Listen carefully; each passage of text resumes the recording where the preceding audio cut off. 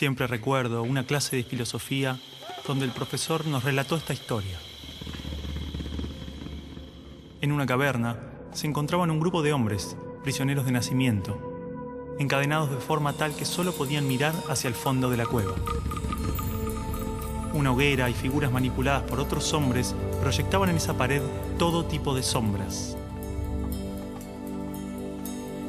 Para los prisioneros, las sombras eran la única referencia del mundo exterior. Esas sombras eran su mundo, su realidad. Uno de los prisioneros era liberado y se le permitía ver la realidad entera fuera de la caverna. ¿Qué tanto tiempo le tomaría acostumbrarse al exterior después de toda una vida de encierro? Posiblemente su reacción sería un profundo temor a la realidad. Podría entender lo que era un árbol, el mar, el sol. Asumamos que este hombre puede ver la realidad tal cual es y entender el gran engaño que era la caverna. El profesor nos explicó brevemente las interpretaciones del mito en relación al conocimiento, la ilusión, la realidad, y cómo posiblemente estemos dentro de una gran caverna que a su vez está dentro de otra. Pero no cabe duda de la necesidad de ese hombre libre de regresar y compartirle al mundo lo que había visto.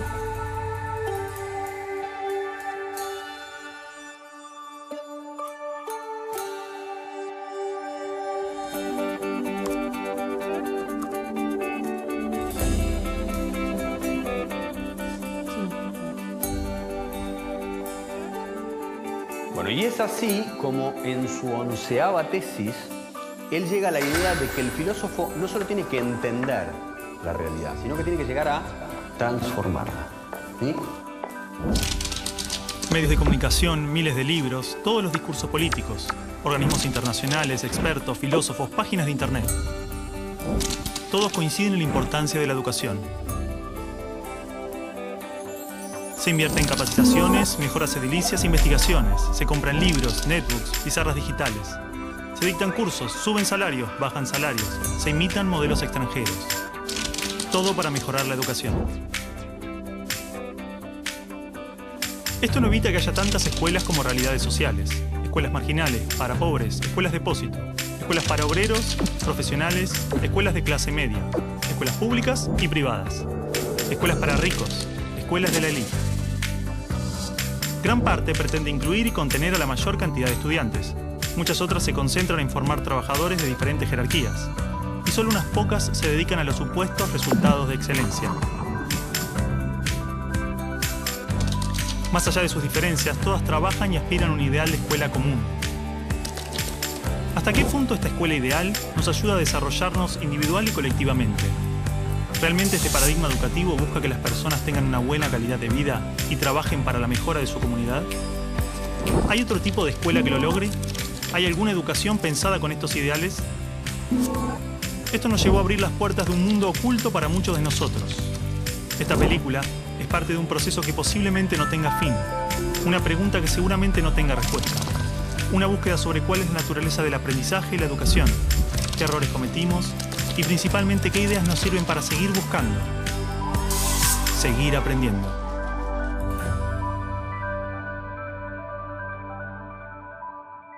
Bueno, supongo que lo que Alicia quiere, la directora quiere, es simplemente estar de acuerdo, consensuar, a ver qué es lo que se va a decir. Es un acto del colegio, el colegio tiene que saber qué es lo que se va a decir. Claro, bueno, igual. Javier, ¿en qué quedaron? Bueno, yo les propongo a los chicos, como ejercicio, que escribieran un texto, ¿no?, contándonos cuál era el balance de estos años en la escuela. Y eso es. Muy poco de lo que pasa en nuestra escuela es verdaderamente importante. Nos enseñan a estar lejos unos de otros y a competir. Padres y maestros no nos escuchan. Por todo eso decimos basta. La educación está prohibida.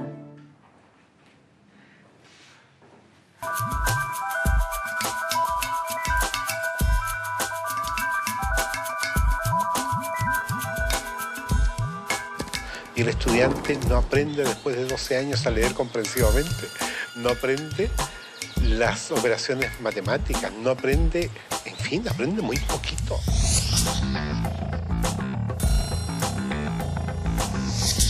¿Qué es lo que hace que el estudiante fracase en la escuela? Y el convencimiento va por la comprobación de que no es el estudiante el que fracasa, es el sistema el que está más planteado. Es que las reformas educacionales actuales, en boga en muchas partes, están mal enfocadas. Son un arreglo cosmético de lo que nosotros pensamos que debemos mejorar en la escuela. El problema está en el modo como concebimos paradigmáticamente a la escuela. Es un problema de concepción básica.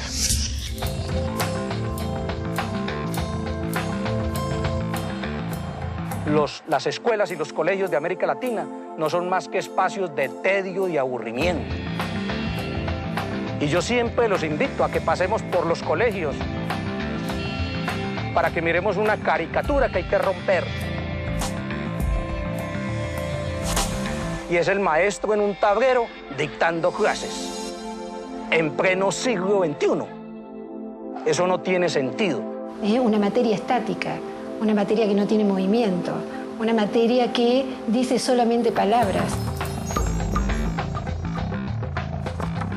Yo soy el adulto, yo soy el que les va a dar a ustedes esta información. Esto lo tiene que saber así como está, porque es así.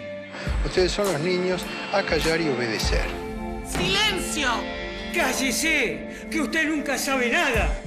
No buscan, por así decir, otro desarrollo que el desarrollo curricular. Están muy centrados en los propios contenidos. Quien no aprende a leer y escribir y calcular, entonces no está educado. No, porque solamente focaliza el trabajo en algunas capacidades, en algunas áreas.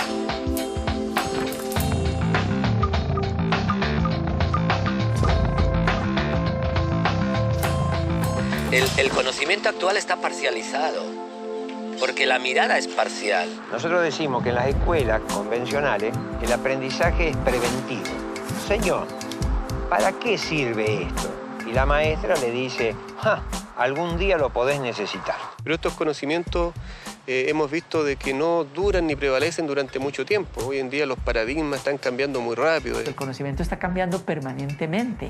Entonces, lo que ha pasado es que los sistemas educativos no han cambiado tan rápidamente como el resto de la sociedad. Ahí es donde está el problema de fondo. En las escuelas normales y en las facultades de educación nos dijeron que un objetivo es aquello que es medible, cuantificable y observable. Entonces empezamos a buscar la regla que nos permita medir los objetivos. Y eso se llamaron calificaciones, ya sea una A, una carita feliz, una carita triste. Pero la lógica siempre va a ser la misma. ¿Comparar qué? Comparar el sujeto, sus aprendizajes, frente a una escala estandarizada que mide qué, si cada sujeto es único, singular e irrepetible. Busca que un número defina incluso la calidad de persona que eres.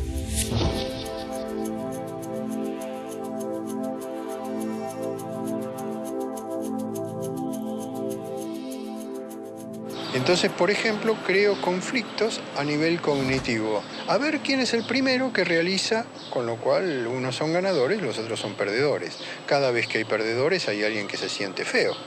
Era obvio. Se estimula mucho a los chicos a competir entre ellos. Los mejores alumnos tienen reconocimientos, tienen premios.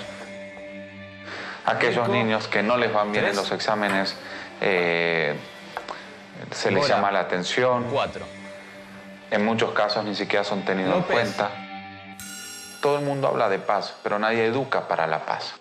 La gente educa para la competencia y la competencia es el principio de cualquier guerra. En teoría, todas las leyes de educación nos hablan de objetivos de desarrollo humano profundos, valores humanos, cooperación, comunidad, solidaridad, igualdad, libertad, paz, felicidad, y se llenan de palabras hermosas. La realidad es que la estructura básica del sistema promueve justamente los valores opuestos. La competencia, el individualismo, la discriminación, el condicionamiento, la violencia emocional, el materialismo. Cualquier idea que se promueve desde el discurso es incoherente con lo que la estructura sostiene. A ver, a pesar de que la escuela teoriza y discute sobre principios y valores, los discute como contenidos. Si yo vengo de un paradigma fragmentado, donde a mí lo que me interesa es enseñar historia, yo voy a ver cuánto de historia sabe este sujeto después de que yo le hablé de historia y le hice leer un libro de historia.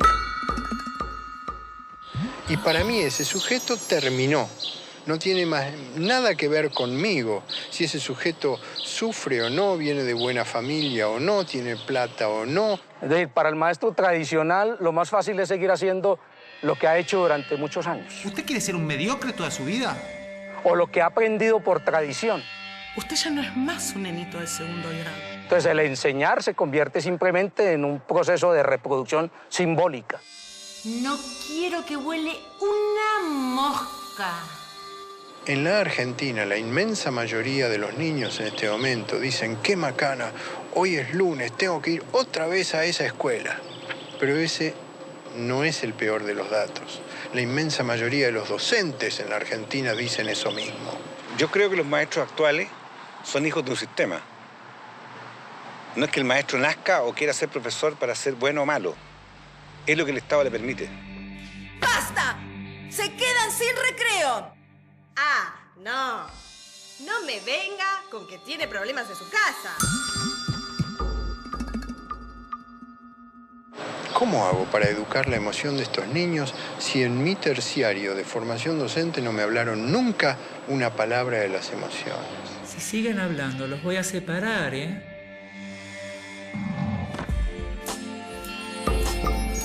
No quiero que vaya a la escuela a perder el tiempo. No quiero que vaya a pasar un mal momento. Es decir, en estos momentos un niño de 8 años pasa en la escuela más horas que un universitario en la universidad. No tiene sentido ninguno. No hay tantos conocimientos que aprender en la escuela. La escuela, entonces, no es ni siquiera el lugar de formación. Es la gran guardería, o como lo llamo yo, un gran parqueadero de niños. Pienso que son cárceles, ¿no? O sea, pienso que es horror pensar que hay que encerrar a los niños y hay que tener guardias ahí custodiándolos para que no se escapen. Y entonces cada vez se encierra más. Cada vez le hacemos muros más altos. Los muros pueden ser de ladrillo o de árboles, pero igual son muros que aíslan, que separan.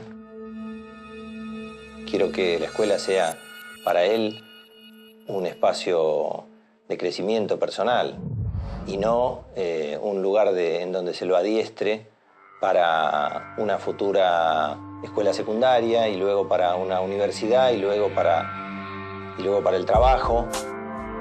¿Y luego para qué? ¿No? Pero es mucho más fácil decir, ahora se callan, ahora abran el cuaderno, ahora agarren el lápiz rojo, lo cual es un adiestramiento canino. Eso no es educación.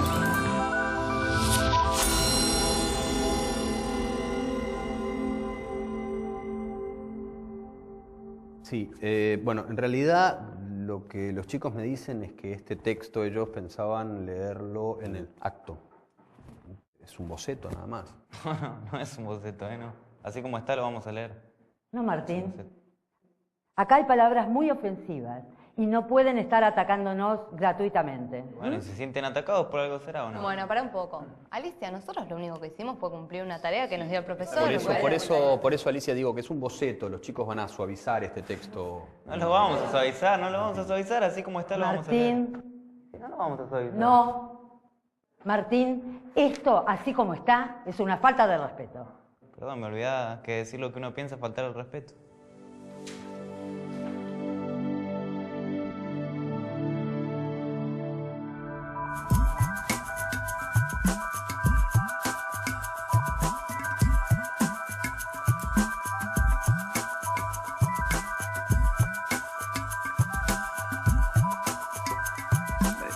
Esto casi no se sabe, pero la educación pública, gratuita y obligatoria fue inventada en algún momento de la historia. Antes no existía. La educación en la antigüedad distaba mucho de lo que hoy entendemos por educación. En Atenas clásica, por ejemplo, no había escuelas. Las primeras academias de Platón eran espacios de reflexión, conversación y experimentación libre. La instrucción obligatoria era cosa de esclavos. Por otro lado, la educación en Esparta era más parecida a una instrucción militar. El Estado se deshacía de quienes no alcanzaban los niveles esperados. Había clases obligatorias, fuertes castigos y modelamiento de la conducta a través del dolor y el sufrimiento. Antiguamente la educación estaba en manos de la Iglesia Católica, por lo menos en el mundo cristiano occidental. Y fue recién en el siglo XVIII, en una época de la historia que se llama despotismo ilustrado, seguramente lo escucharon en el colegio, en donde se creó el concepto de educación pública, gratuita y obligatoria. La escuela como la conocemos nace a fines del siglo XVIII y principios del siglo XIX en Prusia. Con el fin de evitar las revoluciones que sucedían en Francia, los monarcas incluyeron algunos principios de la Ilustración para satisfacer al pueblo, pero manteniendo el régimen absolutista. La escuela prusiana se basaba en una fuerte división de clases y castas. Su estructura, heredera del modelo espartano, fomentaba la disciplina, la obediencia y el régimen autoritario. ¿Qué buscaban estos déspotas ilustrados? Un pueblo dócil, obediente, y que se pudiera preparar para las guerras que hubieron en esa época entre todas las naciones que estaban naciendo. Por ejemplo, Catalina la Grande de Rusia llamó a los enciclopedistas franceses a preparar esto mismo. Diderot, uno de los más famosos, estuvo allí para armar este paquete, ¿sí?, formador, no de ciudadanos, sino que de obedientes súbditos de estos estados.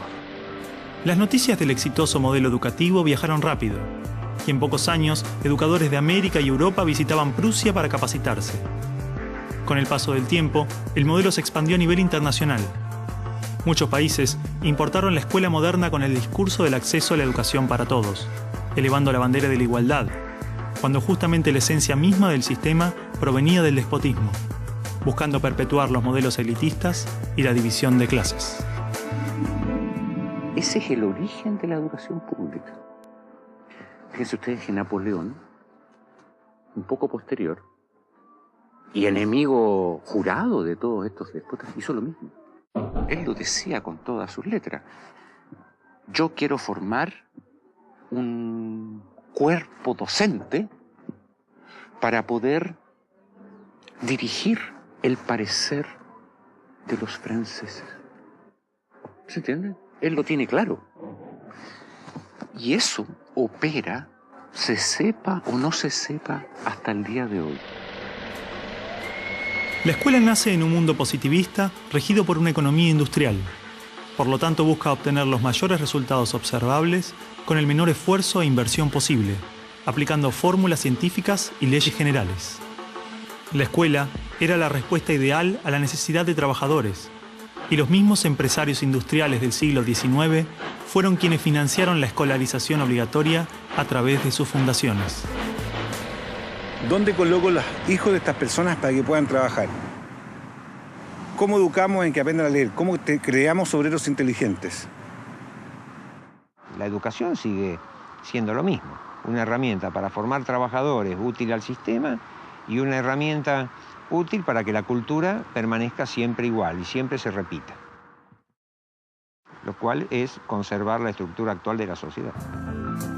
La escuela se complementó con investigaciones sobre el control de la conducta, propuestas de utopías sociales y hasta teorías de superioridad racial. No es de extrañar que los primeros estados con el sistema prusiano o similar fueran con el paso de las generaciones focos de xenofobia y nacionalismo extremo. El modelo de producción industrial en cadena de montaje era perfecto para la escuela. La educación de un niño era comparable a la manufactura de un producto.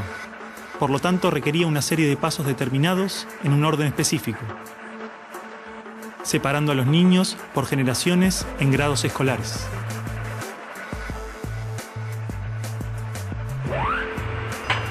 Y en cada una de estas etapas trabajaría sobre determinados elementos, contenidos que asegurarían el éxito, pensados minuciosamente por un experto.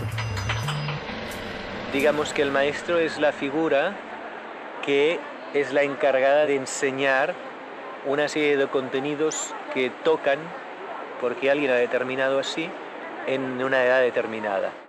Pero la educación no la preparan los biólogos.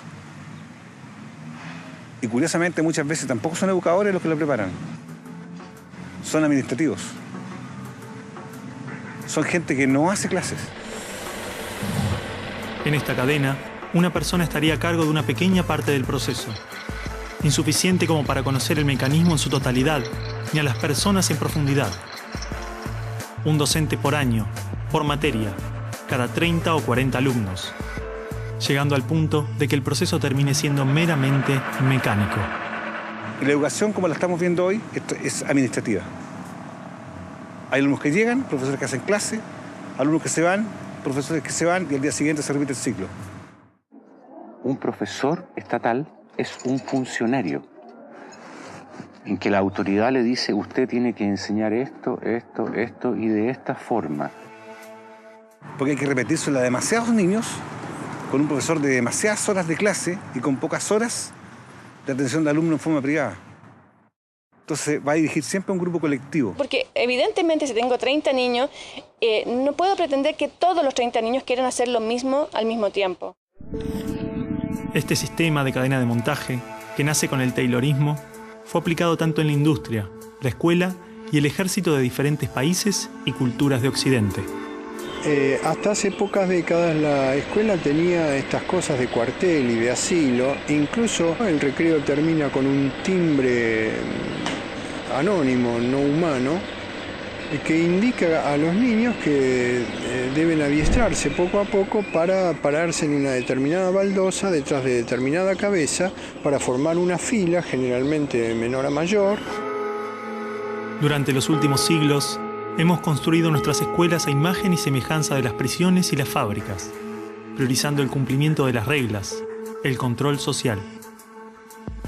La escuela se pensó como una fábrica de ciudadanos obedientes, consumistas y eficaces, donde poco a poco las personas se convierten en números, calificaciones y estadísticas. Las exigencias y presiones del sistema terminan deshumanizándonos a todos, porque van más allá de los maestros, directivos o inspectores escolares. Están considerados grupos homogéneos, con contenidos homogéneos que tienen que obtener resultados parejos. Que todos tenemos que saber lo mismo. A pesar de que los adultos no sabemos todo lo mismo, a pesar de que no nos dedicamos todo a lo mismo, en las escuelas todos tienen que querer hacer lo mismo y hacerlo igualmente bien. Entonces la escuela tiene poca capacidad de responder a las necesidades individuales, porque la escuela instruye. Es un centro de instrucción y es lo que hace. El que no aprende, se queda. Esa es la realidad. Esto de alguna manera ya implica que el sistema educativo es un sistema de exclusión social. Selecciona el tipo de personas que estarán llegando a la universidad para llegar a formar parte de una serie de élite que domina pues, las empresas que dominan los sistemas de producción, económico, de comunicación, etc. Y otro tipo de personas para las cuales la escuela no es suficientemente adecuada, que están destinadas a otro tipo de trabajo más precario, porque no dispondrán de los títulos para hacer esto. El sistema y los estados no les preocupa eso. No, honestamente, no les preocupa el ser humano como persona, como individuo. Y en esos términos, toda educación que busque otra cosa tiene que ser prohibida. La realidad es que la esencia de la escuela prusiana está inmersa en la estructura misma de nuestra escuela. Los test estandarizados, la división de edades, las clases obligatorias, las currículas desvinculadas de la realidad, el sistema de calificaciones, las presiones sobre los maestros y niños, el sistema de premios y castigos, los horarios estrictos, el encierro y la separación de la comunidad, la estructura verticalista. Todo esto sigue siendo parte de las escuelas del siglo XXI. La escuela está cerrada al mundo exterior. Te explicaba el título de mi libro, del mapa escolar al territorio educativo, para indicar esa fábula del cartógrafo que cuenta Borges, que empieza a ser un mapa de un territorio determinado y se entusiasma de hacerlo lo más perfecto posible. El mapa termina reemplazando al territorio. Entonces hoy día la escuela se enclaustró, se metió dentro del mapa. ¿Qué es lo que enseña? Verdades que están en el mapa, no en el territorio. Escuela no es sinónimo de educación. La escuela podrá ser un viejo mapa a la sabiduría, pero la educación es el territorio donde todo el aprendizaje sucede.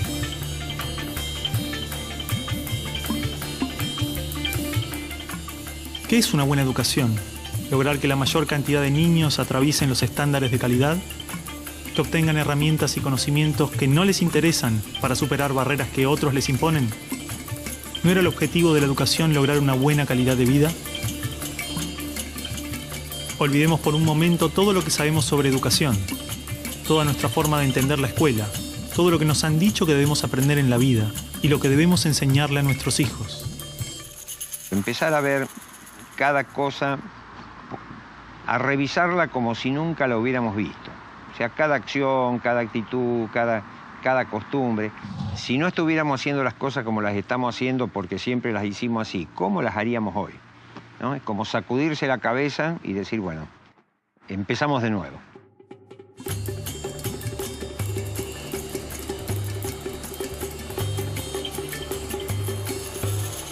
Empecemos de nuevo. A ver, chicos, tienen que entender que el discurso que escribieron es algo que le puede molestar a mucha gente. Bueno, está bien, pero si es lo que sentimos y lo escribimos así, ¿por qué no lo podemos leer así? Son nuestras palabras, lo que pensamos. ¿Cuál es el problema ahora? Cargo de lo que escribimos ahí también. Si de última no lo dicen en clase. Pará un poco, Martín, porque te conozco. Te molesta todo en esta escuela. Te molesto yo, te molestan los profesores, te conozco bien. No, vos a mí no me conocés. Sí te conozco. No, no me conocés.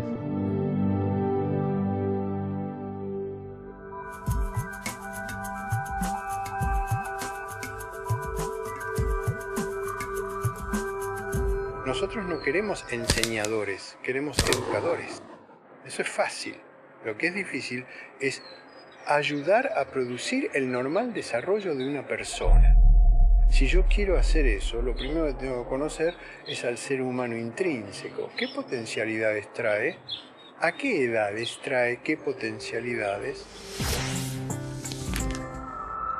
Pero no sigue al niño, no está observando al niño.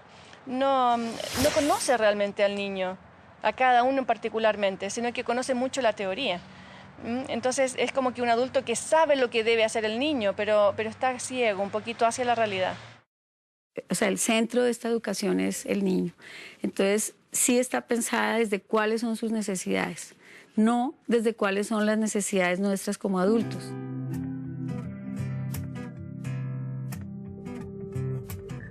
Los chicos desde que nacen con esa capacidad de crear. Son creativos y observadores y curiosos. Y en la escuela pueden pasar dos cosas: que se acompañe ese proceso y se propicien actividades para desarrollar esa capacidad, o se la frustre. De hecho, podríamos caracterizar que el ser humano propende a aprender. Incluso podemos decir más todavía, no es ningún mérito del ser humano aprender. Más todavía, es que no pueden aprender. Tú lo ves, él todo el tiempo te está preguntando, ¿y esto por qué? ¿Y esto por qué? ¿Y esto por qué? No es que uno tenga que inculcarle a él las ganas de preguntar, él lo tiene en su esencia. ¿Ya? Basta que tenga órganos sensoriales y percibe, ¿no es verdad? Basta que tenga su cerebro y piensa y razona, e imagina, crea, fantasea. Pero en la escuela se consigue justamente acallarlo.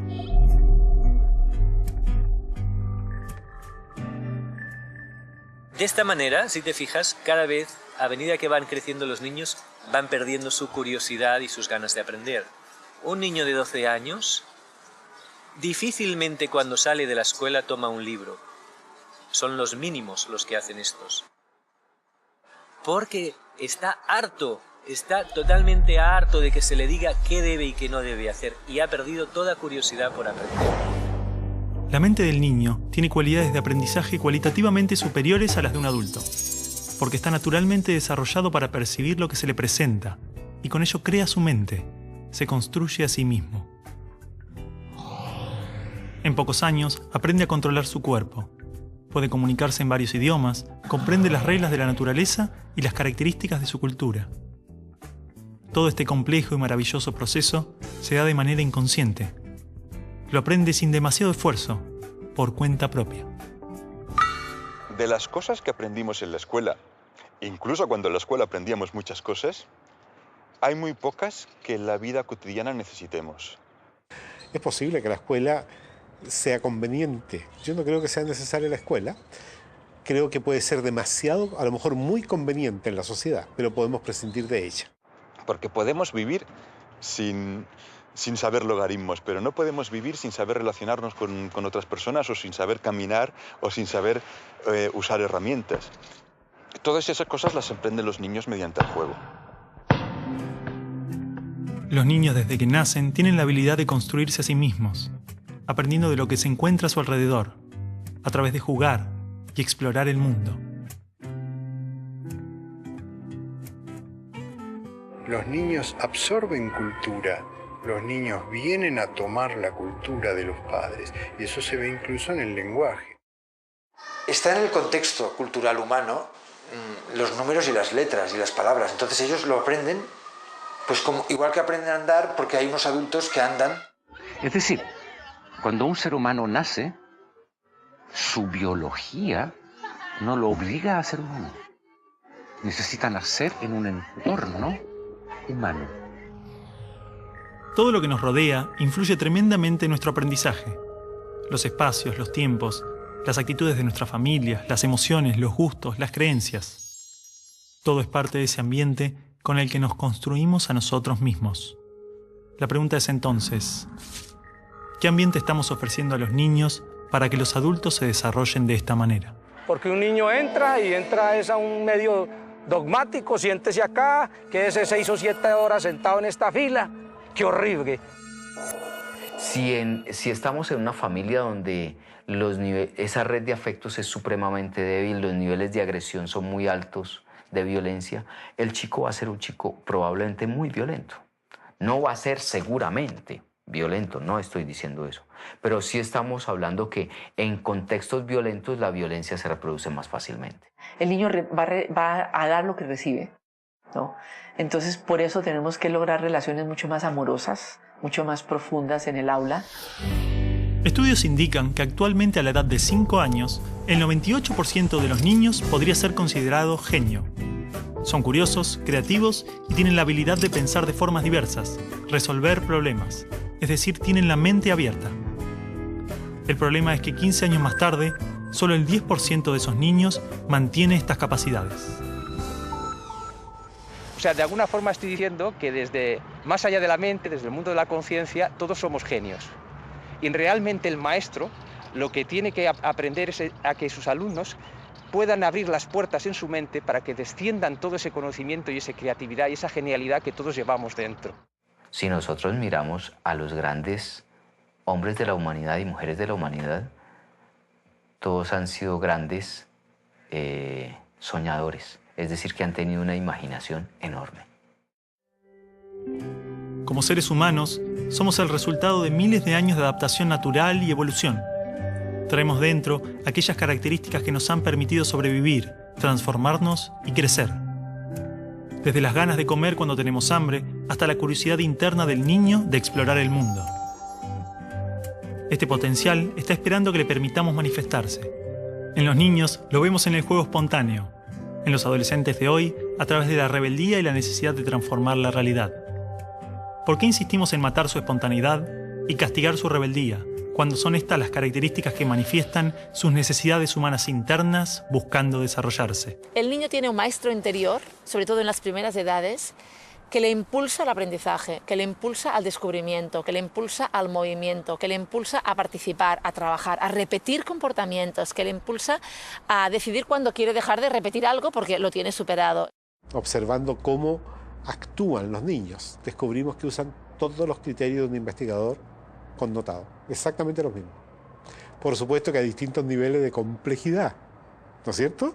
Pero no hay niño que no sea sistemático en la observación. No hay niñita pequeña que esté observando que no genere experimentos. ¿Cómo podemos hacer para que sean más creativos? Ellos ya lo son.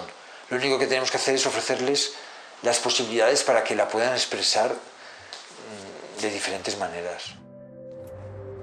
Si siguen haciéndolo, mañana van a ser científicos, mañana van a ser artistas. Hay que dejarlos. No hace falta. A ver, ¿qué ganas con esto? Ya está. Ellos plantean el tema de las notas, por ejemplo. Dicen que lo único que nos importa es la nota final, que no nos importa si estudian, no estudian, si aprenden o no aprenden. Basta, ya está. ¿Qué gano me saco las ganas de eso? No, y que además los estamos, de alguna manera, haciendo competir entre ellos por esa nota. ¿Vos pensás así también?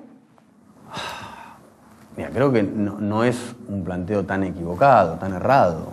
Evidentemente, algo de la estructura de la escuela no les hace bien. Mira, Javier, yo creo que lo que les hace mal a los chicos es la sociedad. Y con la sociedad que tenemos, lo mejor que le puede pasar es venir a la escuela, ¿no te parece? Está bien, pero digo, esto es bastante fuerte. No, ya sé, pero... Acá está todo lo que aprendí en 5 años de colegio. ¿Saben qué va a pasar con esto? Me lo voy a olvidar todo. Es más, ya me lo olvidé.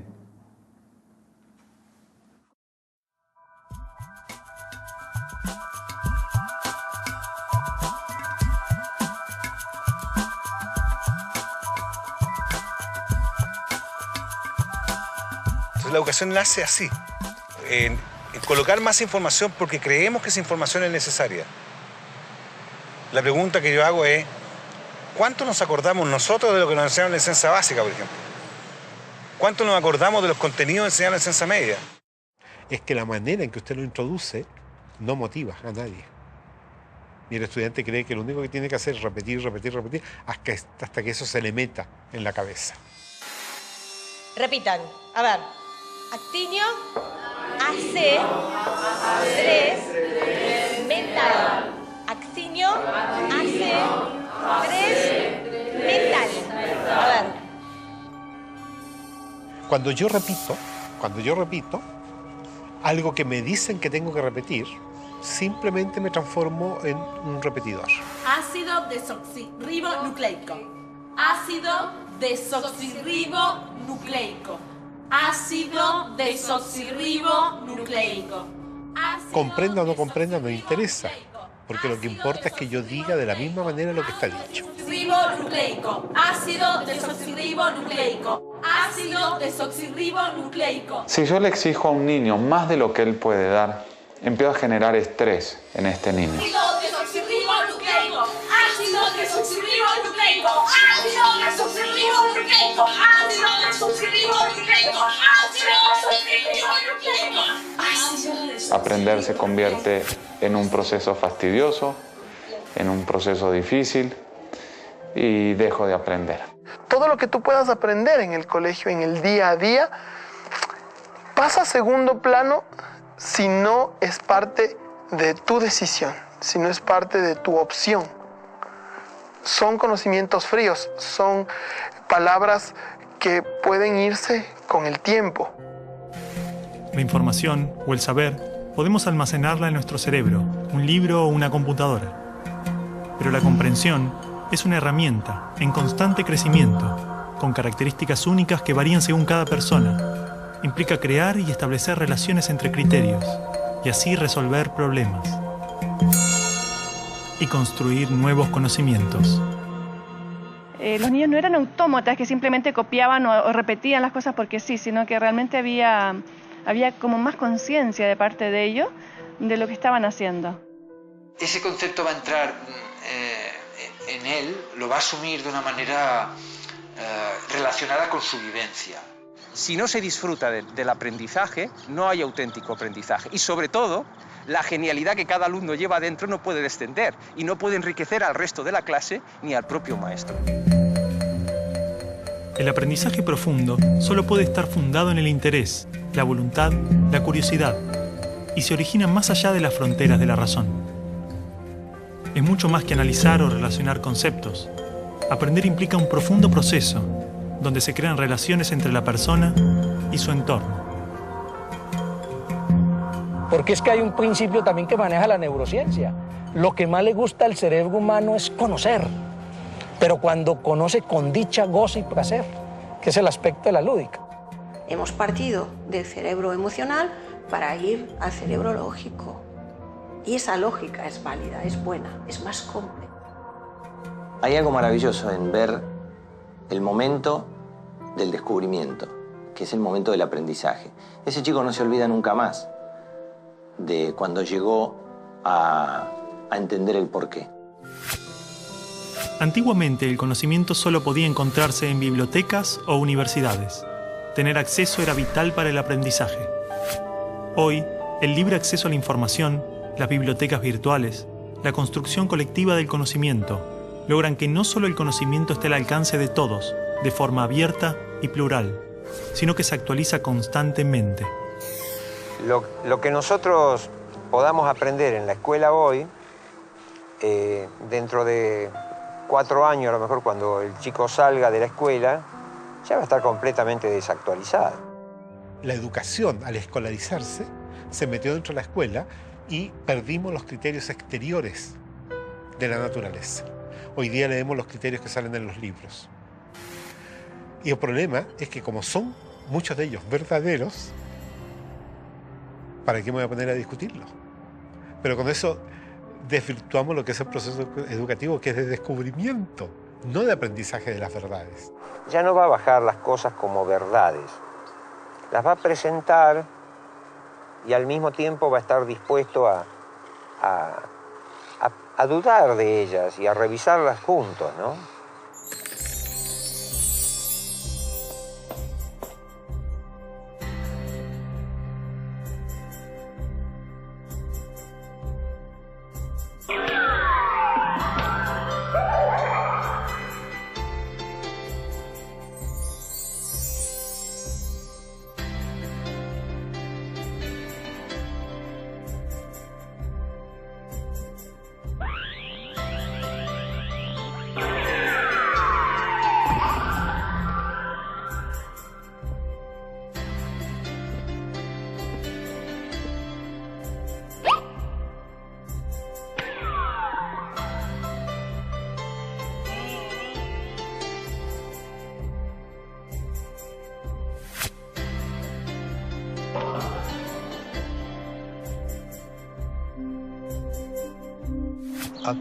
A todo nivel, el ser humano siempre aprende lo que hace. Tiene que esforzarse para aprender lo que no hace. Primero fue la acción y luego viene lo cognitivo, ¿sí? Y a veces nosotros miramos lo motriz como algo peyorativo y resulta que la motricidad está muy ligada a la parte cognitiva. Es decir, el juego es un reto a lo desconocido. Un reto a lo que puede suceder, porque cuando un niño juega o se pone enfrente a esto, pues parte del principio de que pone algo en movimiento. En la educación siempre estamos poniendo en movimiento. A la casa del tío escuela, digo yo, venimos a aprender, eso obvio, no venimos a jugar y nada más, pero jugando se aprende mucho.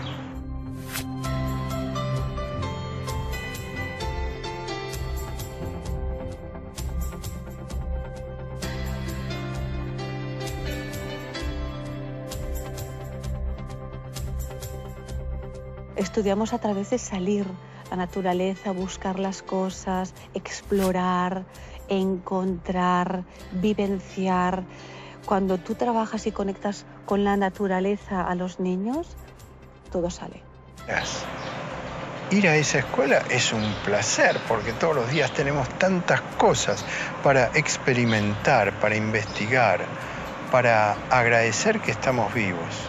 La tarea del educador entonces consistirá en todo momento mostrar misterios, mostrar situaciones en la naturaleza que, aunque estén descritas ya por la ciencia, no lo están para el educando. De tal manera que el educando se sorprenda frente a algo y trate de encontrarle una explicación. Se ha generado todo un movimiento de décadas llamado escuela activa, donde el niño hace, produce, sale del banco. Pero esto no es nuevo, esto lo escribió Piaget en los años 50. No se pone en práctica porque da fiaca. A principios del siglo XX surgieron variados movimientos en la pedagogía. Exponentes de diversas partes del mundo desarrollaron experiencias educativas concentradas en la acción, la libertad del niño y la construcción autónoma del aprendizaje, replanteando toda la estructura de la escuela tradicional. Pero a mediados de siglo, todas estas ideas transformadoras comienzan a caer en el olvido con el miedo a los estados totalitarios. Bueno, el método está centrado en que el niño es el que aprende, totalmente. Necesariamente tienen que haber objetos físicos, objetos concretos con los que el niño manipule, que el niño experimente. Todo en la primaria es operativo. Todo es operativo, todo es con material concreto. El niño, en la medida en que se equivoca, se va a ir dando cuenta, porque el material mismo es autocorrector. Y normalmente el adulto no es el que debiera estar corrigiendo al niño, es el mismo niño el que tiene que estar corrigiéndose a sí mismo. Ahora, también existe mucho la corrección de parte de otros niños.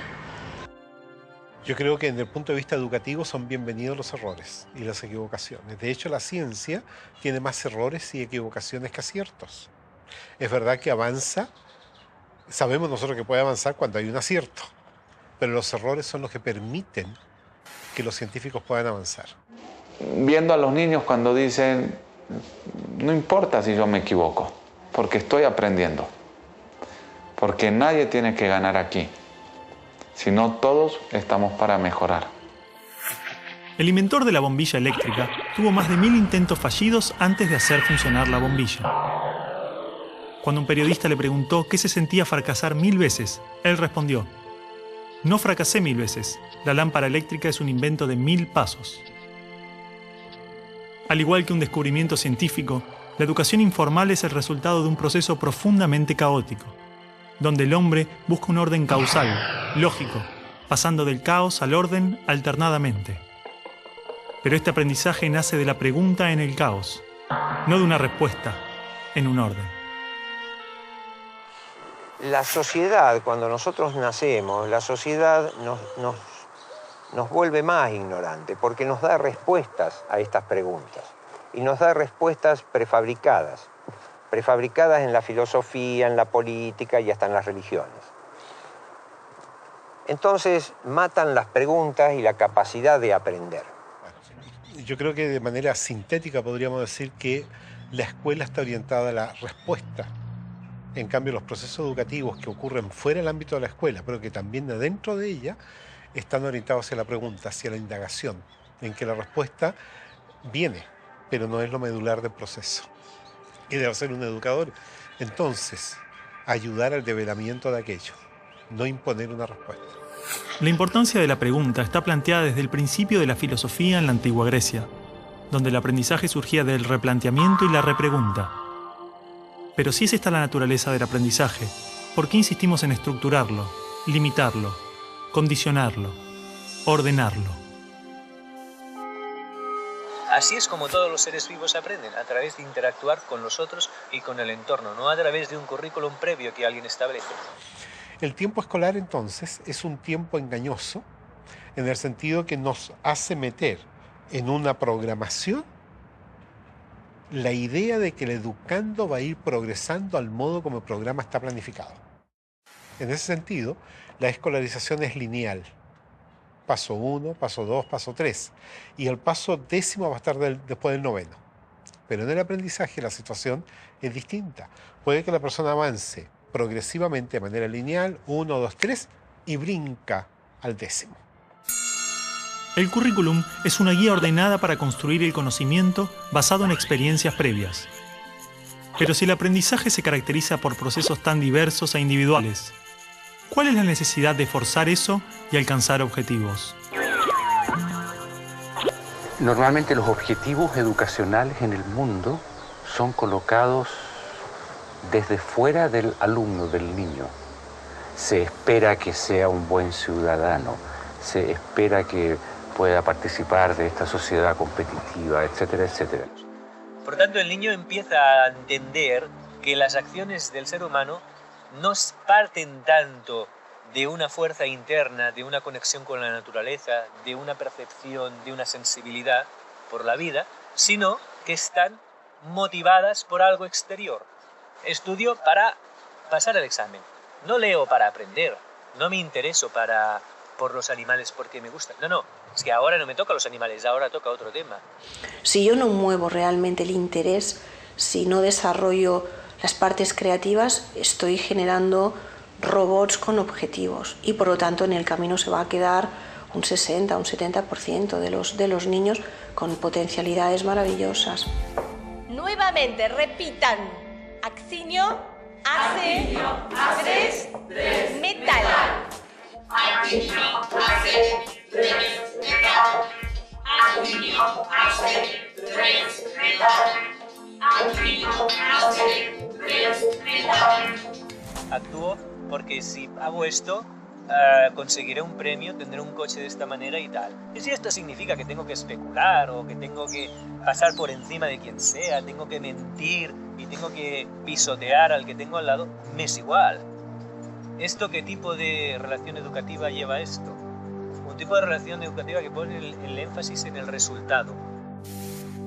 Al crecer, la escuela y la sociedad nos llevan a asumir motivadores externos para alcanzar los objetivos. Y difícilmente podemos entender que alguien pueda realizar algo sin interés, más que el propio placer del proceso. Pero un niño pequeño no tiene un lugar a donde ir, simplemente disfruta de crecer, camina por el simple placer de caminar y explorar, y esto lo hace desarrollarse. Su motivación no está en el objetivo ni en el resultado, está en el camino. Lo que podemos decir es que no tenemos objetivos concretos sobre la vida de los niños, que tengan que aprender determinadas cosas, que tengan que ser de determinada manera. Esos objetivos no los tenemos. El currículo que se maneja acá es un currículo que está plasmado en un camino y que el niño maneja ese camino. Entonces, él lo tiene y él sabe. Entonces, el maestro no es el protagonista de la película, el contenido no es el protagonista es el niño que, acompañado del adulto que hace de intermediario, se pone en contacto con el conocimiento y el conocimiento pues ya atrae y actúa por sí solo, ¿no? Y ahí, en eso que les estoy contando, se respeta el ritmo del niño. O sea, no hay la presión fundamental de que tiene que llegar a este resultado en tal tiempo. Si yo me planteo que a lo largo del curso tienen que aprender a escribir su nombre, pues voy a estar preocupado y en vez de ver al niño voy a ver el objetivo y voy a intentar adaptar al niño al objetivo. Si lo que quiero es que él aprenda y viva, digamos, de manera espontánea, pues eso lo va a aprender de todas maneras, pero yo no voy a estar preocupado por ello y vamos a poder fluir y disfrutar del proceso. Finalmente los chicos no solamente la pasaron mejor, es decir, dentro de 20 años tendrán un mejor recuerdo de su escuela, que ya es muchísimo, sino que además tienen rendimientos mejores con resultados a largo plazo mejores.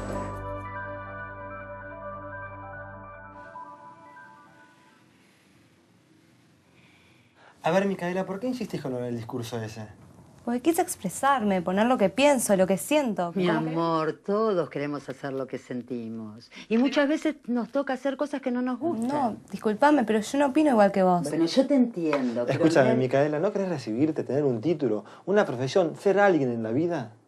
Pero yo ya soy alguien en la vida.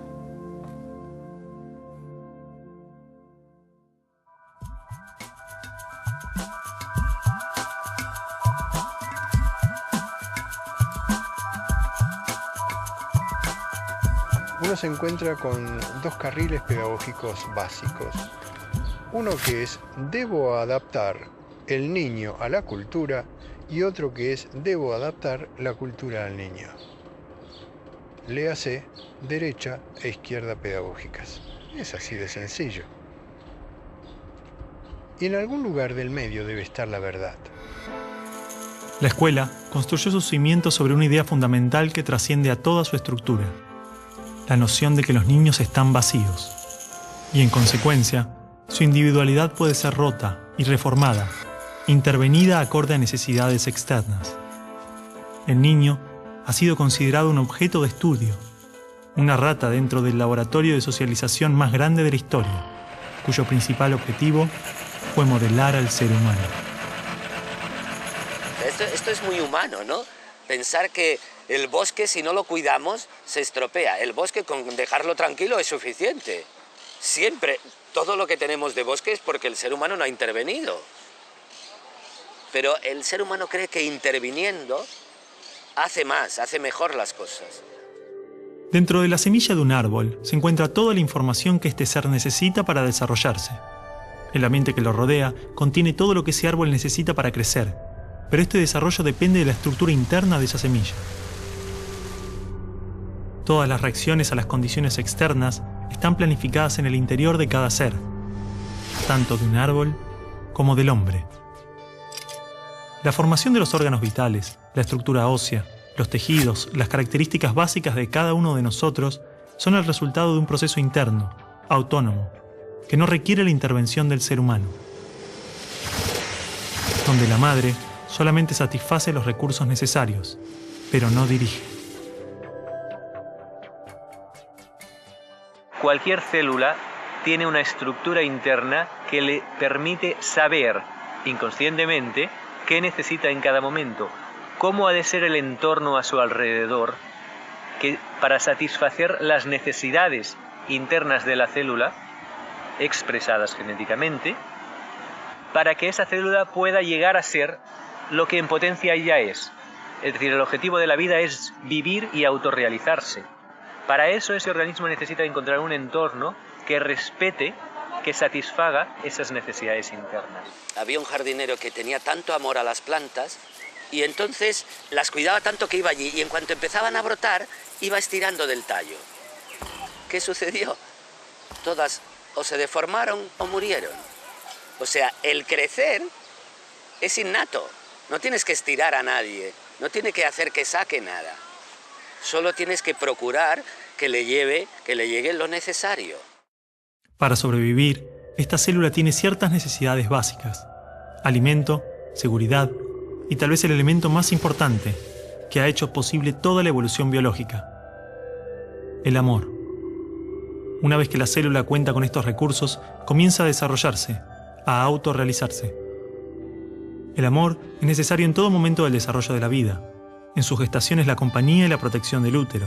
Luego es el contacto corporal, el apoyo emocional, expresiones, gestos, sonidos, hasta el entendimiento, la aceptación, el respeto y la confianza en el otro. Si el amor es vital para el desarrollo y el aprendizaje, ¿por qué generalmente intentamos educar con amenazas, castigos, tensiones, olvidando el amor?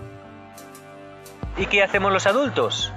Tenemos que conseguir que haga lo que nosotros queremos. Y ahí entran los premios y los castigos. No, yo te evaluaré y te pondré un examen y tú tendrás que pasar el examen. Y si no lo pasas, llegarán unas notas, unas calificaciones malas que tus padres cuando las vean te reñirán y bla, bla, bla, bla, bla, y habrá una serie de consecuencias. No, nos falta capacidad de amar. Entonces, normalmente amamos de un modo estrecho. O sea, yo te amo si coincides conmigo, si no, no te amo. Este es nuestro modo normalmente de amar. Cuando la persona no se siente amada o tiene conflicto en esto, crea una representación de sí mismo. Va contando algo de él que no es él. Entre más intenso el dolor, más lejos la representación de la persona real. Si me obligan a hacer toda una serie de cosas con las cuales yo no estoy para nada interesado, aunque se me intente motivar extrínsecamente a través de premios, castigos, notas o caramelos, mi necesidad puede ser otra. Pero esta necesidad yo no la puedo atender porque se me está obligando a hacer otra cosa. Con lo cual yo voy perdiendo cada vez la conexión con mis propios recursos, con mi propia fuerza vital. Los premios y castigos operan manipulando las necesidades básicas. Cuando no recibimos amor o protección, hacemos lo posible para obtenerlos, generando mecanismos de conducta y comportamientos que nos permiten sobrevivir. Nos condicionamos. Ese niño no estudia para aprender, no trabaja por placer, ni para realizarse. Lo hace porque si no pierde la seguridad, el amor, siente que muere. Todo su accionar pasa a estar controlado por el miedo. De alguna forma lo que se hace en la escuela actual, estoy generalizando, es sembrar ese miedo. Se pone límites a la persona en vez de todo lo contrario. Y poner límites es el miedo. En nuestra mente estructurada, cuando creamos dentro una creencia, la forma que tiene la mente para que no salirnos de esa creencia y crear fuera es el miedo. Cuando nosotros nos acercamos al borde de una creencia, sentimos miedo. Es un mecanismo de control, es un mecanismo de manipulación ética. Si tú te portas bien, yo te califico bien. Eso es un modelo conductista. Ese es el gran modelo conductista que tanto daño ha hecho a nuestra sociedad. El Manifiesto Conductista de 1913 promovía una psicología cuyo objetivo era la predicción y el control de la conducta. Mediante experimentos con ratas, animales y su condicionamiento, se desarrolló una ciencia del control social, utilizada para pensar las bases de la escolarización moderna, la publicidad, la propaganda política, el entrenamiento militar y los ejercicios de tortura. La manipulación de masas a través del miedo.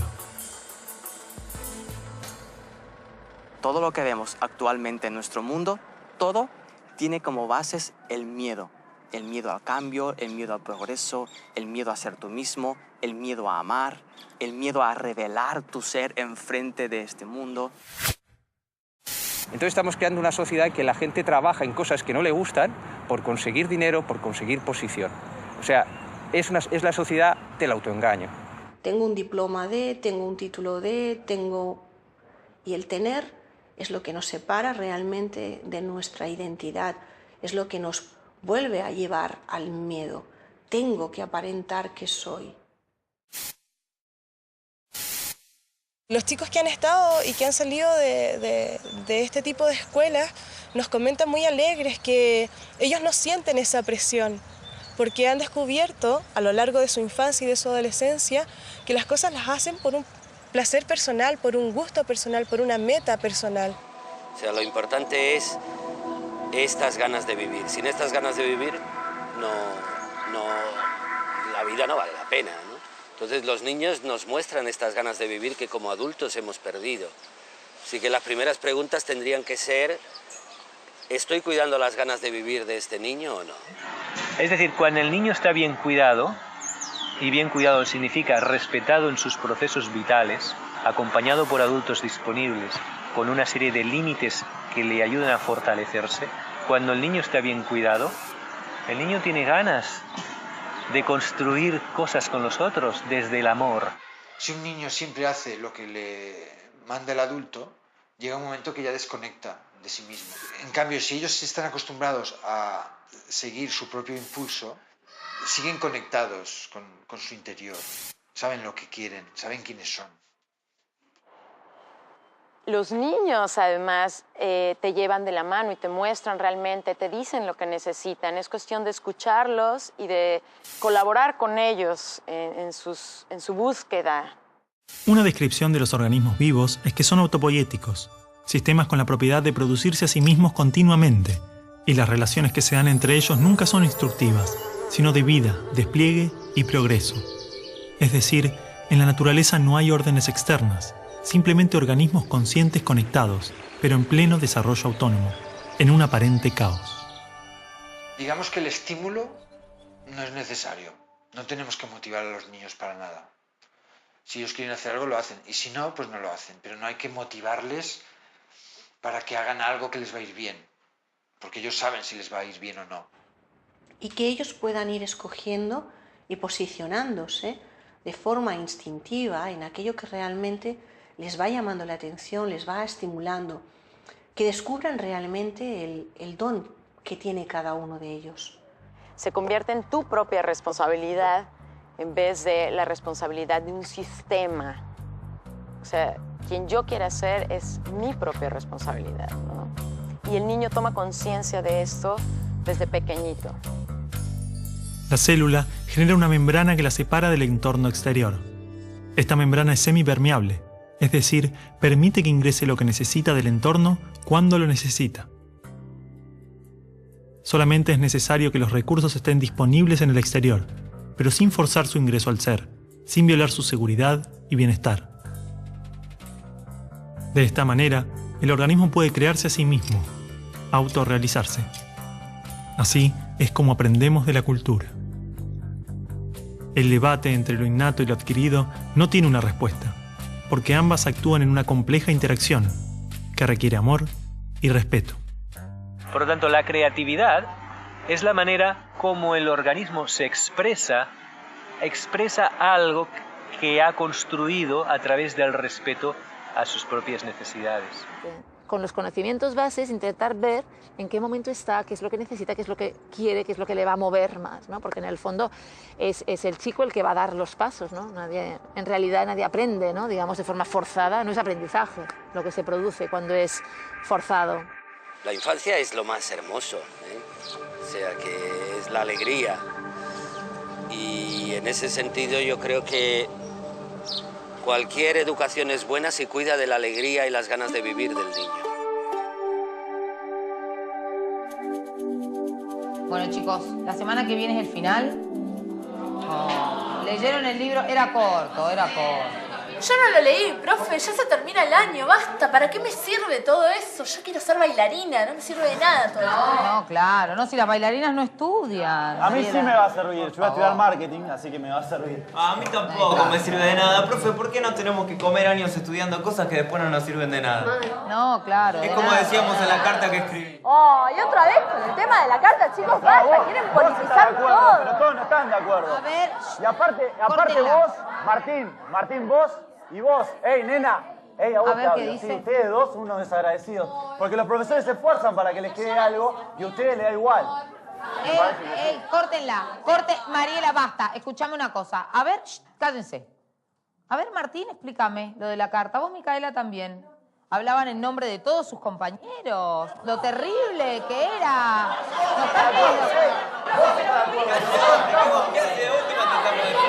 Ahí está.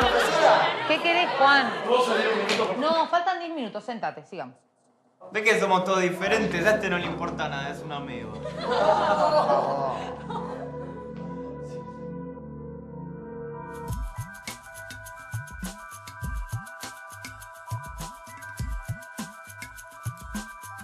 ¿Por qué es necesario que los niños estén agrupados por edades?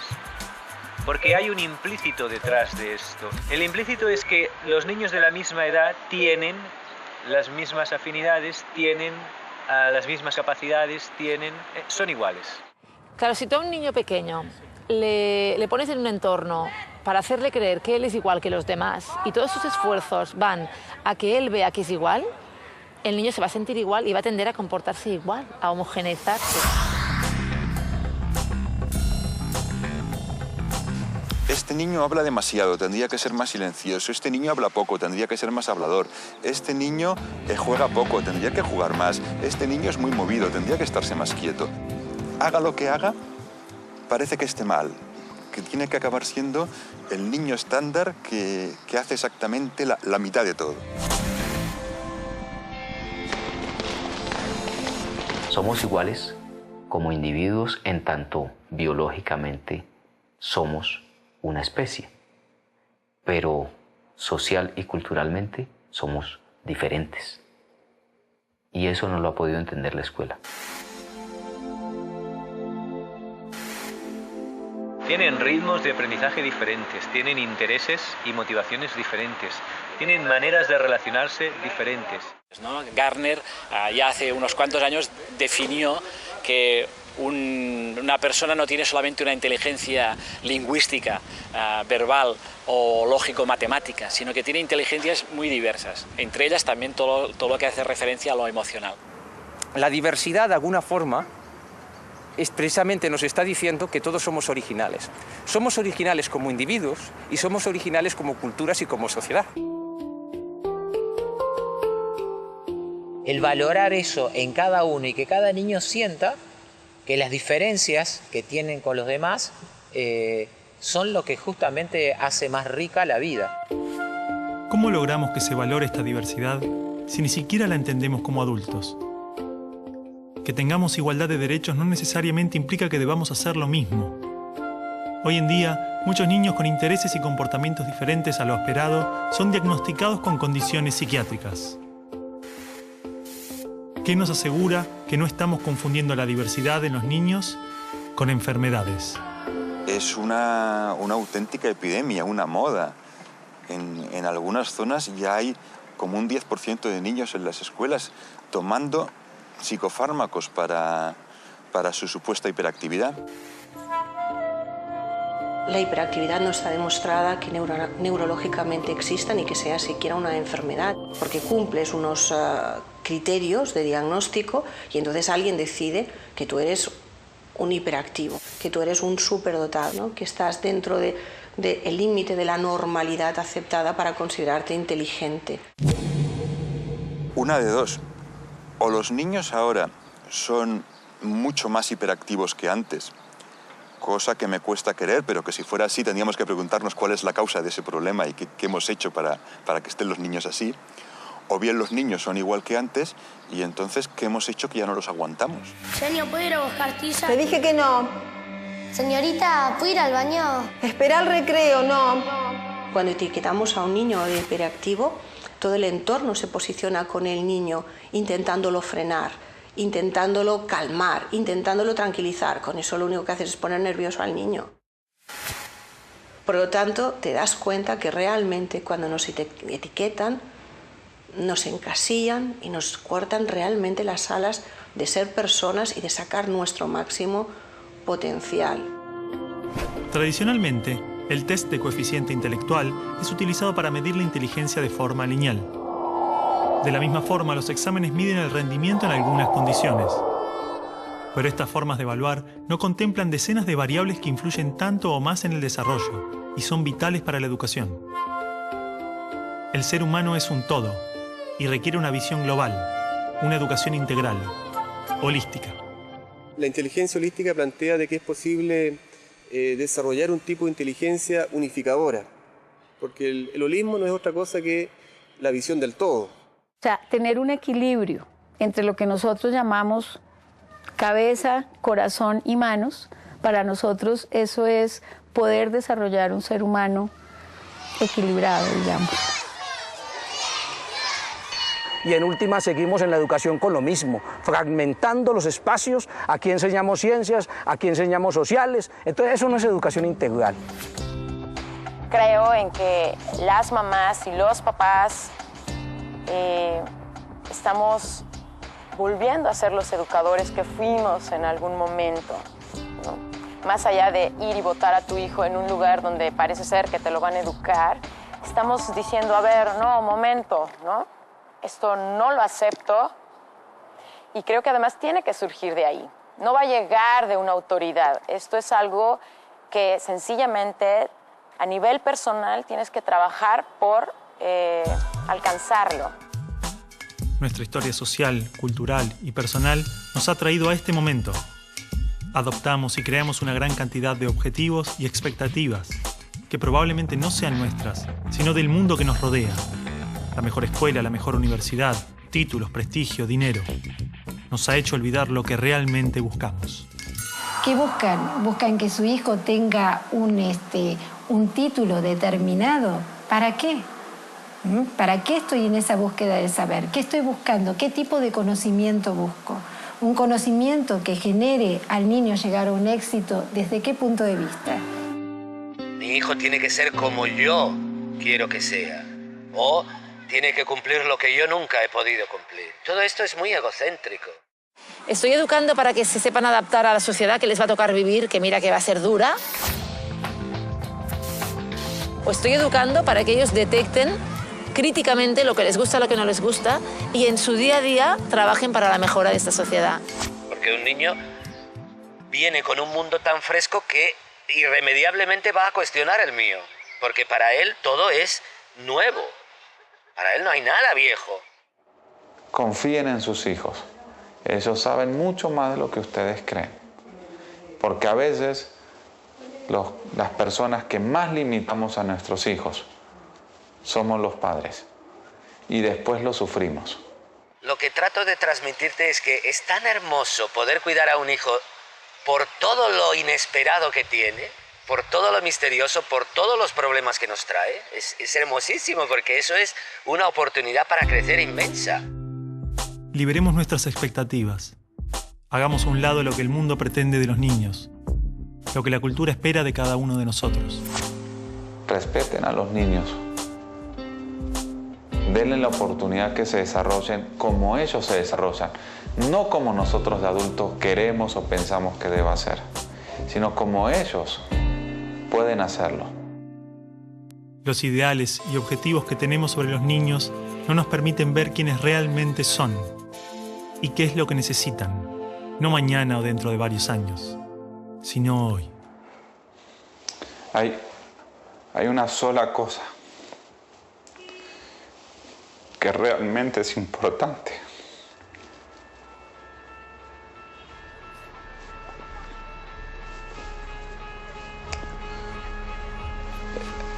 Es el amor que nosotros le podamos dar a los niños. Si queremos una sociedad diferente, lo único que realmente tenemos que hacer es amar a los niños para que ellos aprendan a amar a otros. conocimiento va a venir solo. Los resultados del mundo vienen solo. Pero un niño que no fue amado difícilmente va a aprender a amar.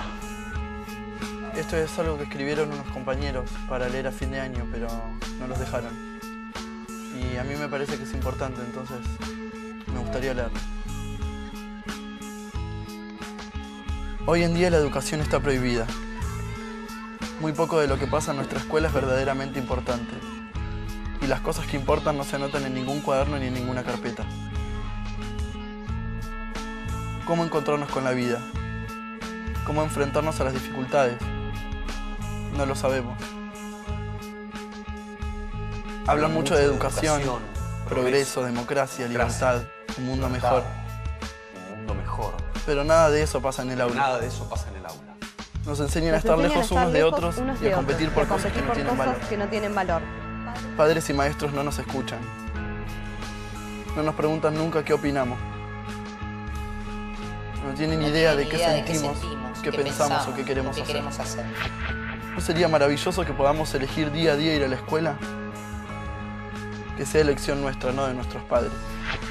Que la escuela sea un lugar hermoso, donde disfrutar, donde jugar, donde ser libres, donde elegir qué aprender y cómo aprenderlo. Existen multitud de experiencias que se han animado a transformar las estructuras de la escuela. Experiencias de educadores que se atrevieron a pensar la escuela desde otros lugares. Muchas de ellas se han convertido en métodos formales, otras trabajan desde espacios comunitarios y populares.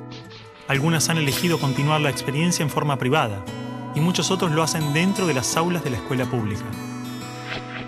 Estos ejemplos son prueba viva de que los esquemas tradicionales de la escuela pueden ser reinterpretados y alterados.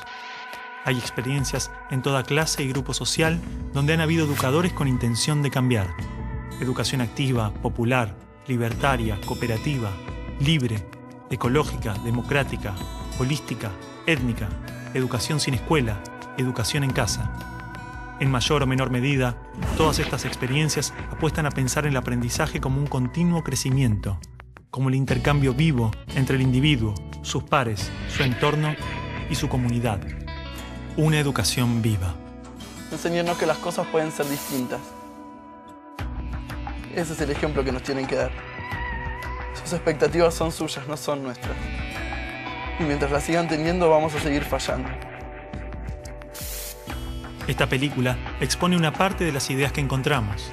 Hemos visitado algunas de todas las experiencias que existen y solo unas pocas las conocimos en profundidad. No existe una sola forma, no existe el mejor modelo. La verdadera diversidad existe cuando se respeta y experimenta la diversidad en todas sus dimensiones. Todas estas experiencias son valiosas porque son el fruto de personas que dedicaron su vida al aprendizaje.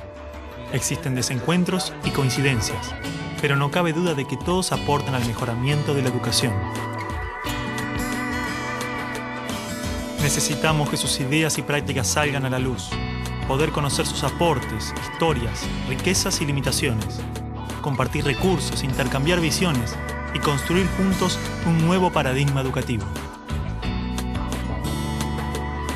Por todo esto decimos basta.